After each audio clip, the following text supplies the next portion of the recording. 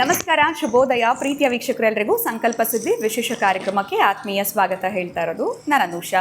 ನಿಮ್ಮ ಜೀವನದಲ್ಲಿ ಅನೇಕ ರೀತಿಯಾಗಿರುವಂಥ ಕಷ್ಟಗಳು, ಸಮಸ್ಯೆಗಳು, ತೊಂದರೆಗಳು, ಬಿಸ್ನೆಸ್ ಲಾಸ್ ಇರಬಹುದು, ಕೆಲಸಕ್ಕೆ ಕರೆಕ್ಟಾಗಿ ಸಿಗ್ತಾ ಇಲ್ಲ, ಆರೋಗ್ಯದಲ್ಲಿ ಏರುಪೇರಿನ ಸಮಸ್ಯೆಗಳು, ಎಲ್ಲೋ ಒಂದು ಕಡೆ ಮ್ಯಾರೇಜ್ ಟ್ರೈ ಮಾಡ್ತಾ ಇದ್ದೀವಿ, ಅದು ಕೂಡ ಡಿಲೇ ಆಗ್ತಾ ಇದೆ, ಮನೆಯಲ್ಲಿ ಒಂದು ರೀತಿಯಾಗಿರುವಂಥ ಅಶಾಂತಿ, ಈ ಎಲ್ಲ ಒಂದು ಸಮಸ್ಯೆಗಳಿಂದ ನೀವು ಹೊರಗಡೆ ಬರಬೇಕು. ಸುಲಭವಾಗಿರುವಂಥ ಪರಿಹಾರ ಅಂತಂದರೆ ನೀವು ಅಕ್ಷಯ ವೃಕ್ಷವನ್ನು ಬರ್ಮಾಡ್ಕೊಳ್ಬೇಕಾಗತ್ತೆ. ಇದ್ರ ಬಗ್ಗೆ ನೀವು ಹೆಚ್ಚಿನ ಮಾಹಿತಿಯನ್ನು ತಿಳ್ಕೊಳ್ಬೇಕು ಅಂದರೆ ಸ್ಕ್ರೀನ್ ಮೇಲೆ ಕೂಡ ಸಂಖ್ಯೆಗಳು ಬರ್ತಾ ಇದೆ, ಅದಕ್ಕೆ ಕಾಲ್ ಮಾಡ್ಬೋದು.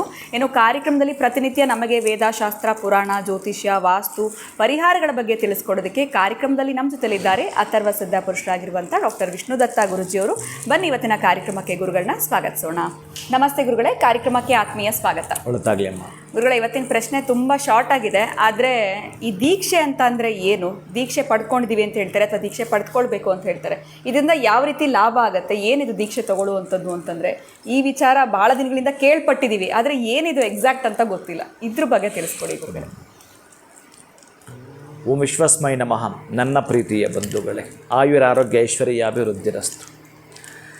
ದೀಕ್ಷೆ ಬಹುಶಃ ಹೆಣ್ಮಕ್ಳಿಗೆ ದೀಕ್ಷಾ ಅಂತ ಹೆಸರು ಕೂಡ ಇಟ್ಟಿರ್ತಾರೆ ಅಲ್ವಾ? ದೀಕ್ಷಾ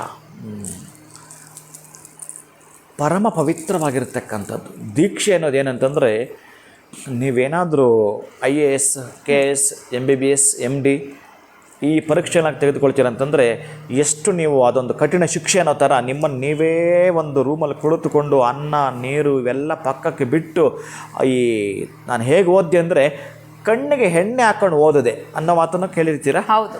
ಹಾಗೆ ದೀಕ್ಷೆ ಅನ್ನೋದು ಕೂಡ ಏನಾದರೂ ಪಡೆದುಕೊಂಡೇ ತೀರ್ತೀವಿ ಅನ್ನೋದೇ ಆದರೆ ಪರಮ ಪವಿತ್ರವಾಗಿರ್ತಕ್ಕಂತಹದ್ದು. ನನಗೆ ಒಂದು ಗೋಲ್ ಇದೆ ಗುರುಗಳೇ, ನಾನು ಜೀವನದಲ್ಲಿ ನನ್ನ ಜೀವಿತಾವಧಿಯಲ್ಲಿ ಬಹುಶಃ ದೇವರು ಕೊಟ್ಟಿರ್ತಕ್ಕಂಥ ಈ ಆಯಸ್ಸನ್ನು ವ್ಯರ್ಥ ಮಾಡಿಕೊಳ್ಳದೆ ಒಂದು ಅದ್ಭುತವಾಗಿರ್ತಕ್ಕಂಥ ಬದುಕನ್ನು ಕಟ್ಟಿಕೊಳ್ಳಬೇಕು, ಅದ್ಭುತವಾಗಿರ್ತಕ್ಕ ಭವ್ಯ ಬದುಕನ್ನು ಬದುಕಿಯೇ ತೀರಬೇಕು ಅನ್ನತಕ್ಕಂಥ ಹಂಬಲ, ಹುಮ್ಮಸ್ಸು ನಿಮ್ಮಲ್ಲಿತ್ತು ಅಂತಂದರೆ ಆಯಸ್ಸು ಅಭಿವೃದ್ಧಿ ಮಾಡಿಕೊಡ್ತಕ್ಕಂತಹದ್ದು.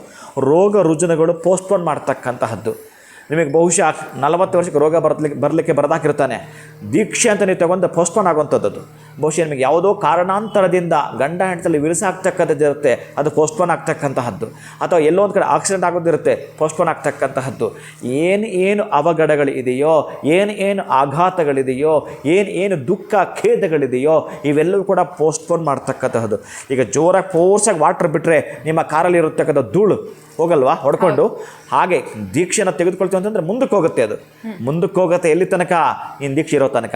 ಮತ್ತು ನೀನು ದೀಕ್ಷಾಬದ್ಧನಾಗಬೇಕು, ಅಲ್ಲಿಂದ ಆಚೆ ಕಂಟಕಗಳಿರಲಿಕ್ಕೆ ಸಾಧ್ಯವೇ ಇಲ್ಲ. ಅಂತಹ ಕಂಟಕಗಳು ಬಾರದಿರಲು ದೀಕ್ಷೆ ಎಂದರೇನು? ಯಾರಾದರೊಬ್ಬ ಗುರುಗಳ ಕಡೆಯಿಂದ ಒಂದು ಮಂತ್ರವನ್ನು ನೀವು ಅವರಿಂದ ದೀಕ್ಷೆಯನ್ನು ತೆಗೆದುಕೊಳ್ಳತಕ್ಕಂತಹದ್ದು. ಅಂದರೆ ನಿಮ್ಮ ತಲೆಯ ಮೇಲೆ ಹಸ್ತವನ್ನು ಇಟ್ಟು ಅವರ ಕಿವಿಯಲ್ಲಿ ಮಂತ್ರವನ್ನು ಹೇಳ್ತಾರೆ ಅಂತಂದರೆ ಇನ್ನೊಬ್ಬರಿಗೆ ನೀವು ಅದನ್ನು ಟ್ರಾನ್ಸ್ಫರ್ ಮಾಡದೆ ಆ ಮಂತ್ರವನ್ನು ಹೇಳ್ಕೊಳ್ತಕ್ಕಂತಹದ್ದು ದೀಕ್ಷೆ. ಹಾಗಂತೇಳಿ ಯಾವಾಗಂದ್ರೆ ಅವಾಗ ಹೇಳ್ಕೊಳ್ಳಲು ದೀಕ್ಷೆ ಅನ್ನಲ್ಲ, ಅದಕ್ಕೊಂದು ಟೈಮ್ ಇದೆ. ಗುರುಗಳು ಹೇಳಿರ್ತಾರೆ ಅದನ್ನು ಇಂಥ ವಾರ ಇಂಥದ್ದಕ್ಕೆ ಪ್ರಾರಂಭಿಸು ಅಂತ ಹೇಳ್ತಾರೆ. ಬಹುಶಃ ಬೆಳಗ್ಗೆ 5ರಿಂದ 6 ಗಂಟೆ ಹೇಳಿದರೆ ಅದೇ ಸಮಯದಲ್ಲಿ ನಾಳೆ ಕೂಡ ಹೇಳಬೇಕು. ನಿನಗೆ ಎಷ್ಟು ದಿವಸ ಹೇಳಿರ್ತಾರೆ? 1 ಮಂಡಲ ಕಾಲ ಅಥವಾ ಜೀವನ ಪರ್ಯಂತ. ಅದಕ್ಕೆ ಈ ಬ್ರಾಹ್ಮಣರಿಗೆ ವಿಶ್ವಾಮಿತ್ರನಾಗಿರ್ತಕ್ಕಂಥ ಮಹಾನುಭಾವ ಗಾಯತ್ರಿಯನ್ನು ನಮಗೆ ಕೊಟ್ಟಿದ್ದಾನೆ. ಆ ಗಾಯತ್ರಿಯನ್ನು ಬ್ರಾಹ್ಮಣರು ಹೆಚ್ಚಿಗೆ ತ್ರಿಕಾಲ ಸಂಧ್ಯಾವಂದನೆ ಮಾಡುತ್ತಾ, ಯಾವ ಬ್ರಾಹ್ಮಣ ದಿನಕ್ಕೆ 3000 ಮೇಲ್ಪಟ್ಟು ಗಾಯತ್ರಿಯನ್ನು ಮಾಡುತ್ತಾನೋ, 1000 ಗಾಯತ್ರಿ ಮಾಡಬೇಕಾದ್ರೆ 1 ತಾಸು ಬೇಕು ಕರೆಕ್ಟಾಗಿ, ಇನ್ನೂ ಅದಕ್ಕೆ ಜಾಸ್ತಿನೇ ಬೇಕು.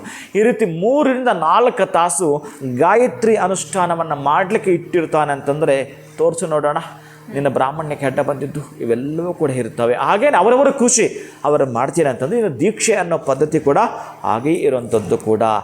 ಆಮೇಲೆ ಸ್ವಲ್ಪ ಕಟ್ಟಪ್ಪಣಿದಾವೆ ಅಲ್ಲಿ. ಆ ದೀಕ್ಷೆಯನ್ನು ತೆಗೆದುಕೊಂಡ ಮೇಲೆ ಆ ಮಂತ್ರವನ್ನು ನಿನಗೆ ಯಾವ ಸಮಯವನ್ನು ಯಾವ ದಿನದಲ್ಲಿ ಹೇಳಿರ್ತಾರೋ ಅದೇ ದಿನದಲ್ಲೇ ಪ್ರತಿನಿತ್ಯ ಪ್ರಾರಂಭಿಸಬೇಕು.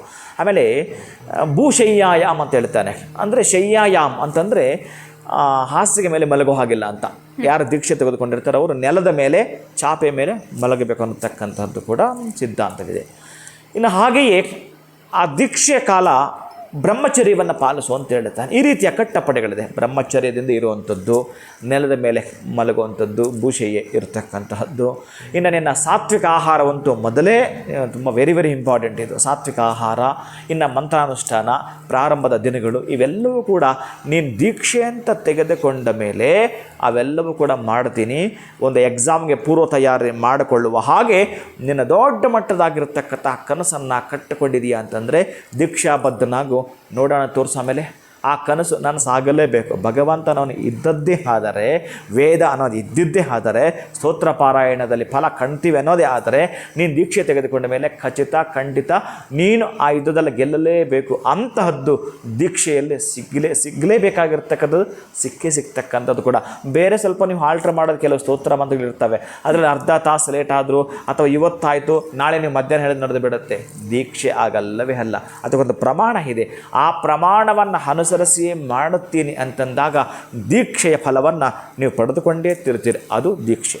ಖಂಡಿತ ಗುರುಗಳು, ಎಲ್ಲೋ ಒಂದು ಕಡೆ ನಮ್ಗೆ ಆಗುವಂಥ ಸಮಸ್ಯೆಗಳು ಅಥವಾ ಬರುವಂಥ ತೊಂದರೆಗಳನ್ನ ನಾವು ಪೋಸ್ಟ್ಪೋನ್ ಮಾಡಬೇಕು ಅಂತಂದರೆ ದೀಕ್ಷೆಯನ್ನು ಪಡೆದುಕೊಂಡು ಅದರ ಫಾಲೋ ಮಾಡೋದ್ರಿಂದ ಕೂಡ ಅದನ್ನು ಮುಂದೂಡ್ಬೋದು ಅಂತ ಕೂಡ ತಿಳಿಸ್ಕೊಟ್ರಿ ಈ ಒಂದು ವಿಡಿಯೋನಲ್ಲಿ. ಬಹಳ ಧನ್ಯವಾದಗಳು ತಮಗೆ. ನಮಸ್ಕಾರ. ಹರೇ ಶ್ರೀನಿವಾಸ. ಸೊ ಇವತ್ತಿನ ಒಂದು ವಿಡಿಯೋನಲ್ಲಿ ದೀಕ್ಷೆ ಅಂತಂದರೆ ಏನು ಅನ್ನೋದ್ರ ಕುರಿತಾಗಿ ಗುರುಗಳು ಉತ್ತಮವಾಗಿರುವಂಥ ಮಾಹಿತಿಯನ್ನು ತಿಳಿಸ್ಕೊಟ್ಟಿದ್ದಾರೆ. ನಮ್ಮ ವಿಡಿಯೋ ತಮ್ಮೆಲ್ಲರಿಗೂ ಇಷ್ಟ ಆಗಿದೆ ಅಂತ ಭಾವಿಸ್ತಾ ಮತ್ತೊಂದು ಹೊಸ ವಿಚಾರದೊಂದಿಗೆ ತಮ್ಮನ್ನ ಭೇಟಿ ಮಾಡ್ತೀನಿ. ನಮಸ್ಕಾರ.